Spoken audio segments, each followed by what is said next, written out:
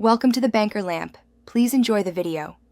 You start by confirming the monitor actually supports 120Hz and selecting the right cable.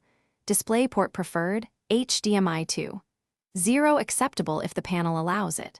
Once done, update your GPU drivers because drivers expose higher refresh modes and fix compatibility bugs.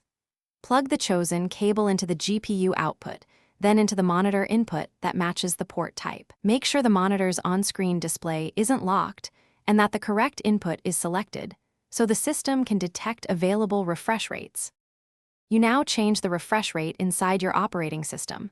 Open Display Settings, select the specific monitor, and find the Advanced Adapter or Display Adapter properties. Then choose the 120Hz mode and apply it. The system will test the new mode briefly so you can confirm it works.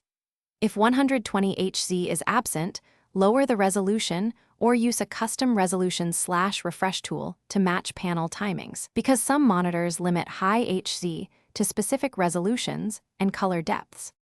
You finish by validating performance. Run a motion test, play high frame rate video, or use an in-game FPS counter to confirm smoothness and no tearing.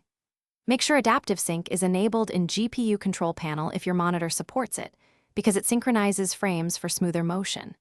If you see flicker, black screens, or no 120Hz option, switch cables and ports first, then roll back or reinstall GPU drivers. These fixes resolve most compatibility faults caused by firmware or driver mismatches.